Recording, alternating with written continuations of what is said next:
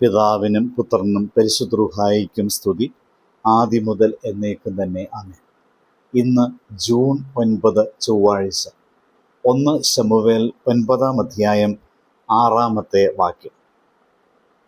അതിനെ അവൻ, ഈ പട്ടണത്തിൽ ഒരു ദൈവപുരുഷനുണ്ട്, അവൻ മാന്യനാകുന്നു, അവൻ പറയുന്നതെല്ലാം ഒത്തുവരുന്നു, നമുക്കവിടെ പോകാം, നാം പോകുവാനുള്ള വഴി അവൻ പക്ഷേ പറഞ്ഞു തരും എന്ന് അവനോട് പറഞ്ഞു.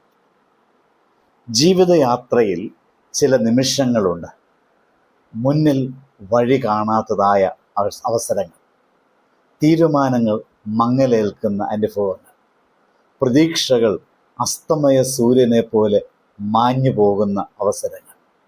അത്തരം സമയങ്ങളിൽ നമ്മുടെ ഹൃദയം ചോദിക്കും, ഇനി എങ്ങോട്ട് പോകണം? 1 ശമൂവേൽ 9-ാം അധ്യായത്തിൽ നാം കാണുന്നത് ശൗലിനെയാണ്. പിതാവിൻ്റെ കഴുതകളെ അന്വേഷിച്ച് അവൻ പല ദേശങ്ങളിലും അലഞ്ഞു നടക്കും. ദിവസങ്ങൾ കഴിഞ്ഞു, പരിശ്രമങ്ങൾ വിഫലമായി, പ്രതീക്ഷകൾ കുറഞ്ഞു. അപ്പോൾ അവൻ്റെ ദാസൻ ഒരു വിലപ്പെട്ട നിർദ്ദേശം മുൻപോട്ട് വെച്ചു. ഈ പട്ടണത്തിൽ ദൈവ പുരുഷനുണ്ട്, നമുക്കവൻ്റെ അടുക്കൽ പോകാം. ശൗൽ അന്വേഷിച്ചത് നഷ്ടപ്പെട്ട കഴുതകളെയായിരുന്നു. എന്നാൽ ദൈവം ഒരുക്കിയിരുന്നത് ഒരു രാജാവിൻ്റെ കിരീടമായിരുന്നു. മനുഷ്യൻ ചെറിയ കാര്യങ്ങൾക്ക് വേണ്ടി ഓടുമ്പോൾ ദൈവം വലിയ പദ്ധതികൾ ഒരുക്കിക്കൊണ്ടിരിക്കുന്നു. ജീവിതത്തിൽ പലപ്പോഴും നാം നഷ്ടപ്പെട്ട കാര്യങ്ങളെക്കുറിച്ച് ദുഃഖിക്കും. നഷ്ടപ്പെട്ട അവസരങ്ങൾ, ബന്ധങ്ങൾ, ആരോഗ്യം, സമാധാനം, ഇവ തേടി നാം അലയുന്നു. എന്നാൽ ചിലപ്പോൾ ദൈവം നമ്മെ ആ നഷ്ടങ്ങളിലൂടെ തന്നെ തൻ്റെ വലിയ ഉദ്ദേശത്തിലേക്ക് നയിക്കും.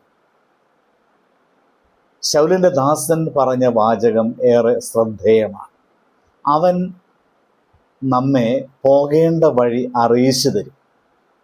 മനുഷ്യൻ്റെ ഏറ്റവും വലിയ ആവശ്യം എല്ലായ്പ്പോഴും പ്രശ്നപരിഹാരമല്ല, അതിനുപരി ശരിയായ വഴികാട്ടലാണ്. കാരണം വഴി ശരിയായാൽ ലക്ഷ്യവും ശരിയാകും. ലോകമെന്നും അനേകം വഴികളാൽ നിറഞ്ഞിരിക്കുകയാണ്. എന്നാൽ ദൈവത്തിൻ്റെ ശബ്ദം നമ്മെ സുരക്ഷിതമായ വഴിയിലേക്ക് നയിക്കും. നമുക്ക് വഴി നിശ്ചയമില്ലാതായിത്തീരാം, പക്ഷെ വഴി അറിയുന്ന ദൈവം നമ്മുടെ കൂടെയുണ്ട്. നമുക്ക് നാളെയെക്കുറിച്ച് ആശങ്കയുണ്ടാകാം, എന്നാൽ നാളെ നടത്തുന്ന കർത്താവിനെ നമുക്കറിയാം. ആ ദൈവത്തിൻ്റെ സാന്നിധ്യം നമ്മുടെ കൂടെയുണ്ട്. ശൗൽ ദൈവപുരുഷൻ്റെ അടുക്കലേക്ക് പോയപ്പോൾ അവൻ പ്രതീക്ഷിച്ചതിലും അധികം അനുഗ്രഹം അവന് ലഭിക്കുന്നു. അവൻ അന്വേഷിച്ച കഴുതകളെക്കുറിച്ചുള്ള വാർത്ത മാത്രമല്ല, തൻ്റെ ജീവിത വിളിയെക്കുറിച്ചുള്ള വെളിപ്പെടുത്തലും അവന് ലഭിക്കുന്നു. ഇന്ന് നമ്മുടെ ജീവിതവും ഒരു വഴിത്തിരിവിലായിരിക്കാം. ആശയക്കുഴപ്പം, നിരാശ, തീരുമാനമില്ലായ്മ, ഭയം ആദിയായവയുടെ നടുവിലായിരിക്കാം നാം. എന്നാൽ ഈ വചനം നമ്മെ ഓർമ്മിപ്പിക്കുന്നു, ദൈവത്തിൻ്റെ അടുക്കലേക്ക് എത്തുക, അവൻ വഴി കാണിച്ചു തരും. നഷ്ടങ്ങളെക്കാൾ വലിയതാണ് ദൈവത്തിൻ്റെ പദ്ധതി. ചോദ്യങ്ങളെക്കാൾ വലിയതാണ് അവൻ്റെ ജ്ഞാനം. നമ്മുടെ അലയുന്ന പാദങ്ങളെക്കാൾ ഉറപ്പുള്ളതാണ് അവൻ്റെ നടത്തിപ്പ്. ഓർക്കുക, വഴി മുടക്കപ്പെട്ടാലും ദൈവം മൗനമാവുന്നില്ല. അന്വേഷിക്കുന്ന ഹൃദയത്തെ അവൻ ശരിയായ വഴിയിലേക്ക് നയിക്കും. കർത്താവിൻ്റെ സാന്നിധ്യത്തിലേക്ക് നമുക്കടുക്കാം. കാരണം അവിടെയാണ് ദിശയും വെളിച്ചവും ജീവനും. പ്രാർത്ഥിക്കാം.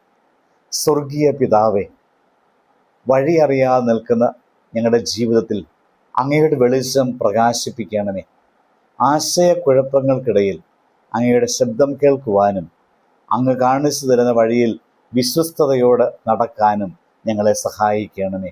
ഞങ്ങളുടെ നഷ്ടങ്ങളെയും നിരാശകളെയും അങ്ങയുടെ മഹത്തായ പദ്ധതിയുടെ ഭാഗമാക്കി മാറ്റണമേ. ആമേൻ.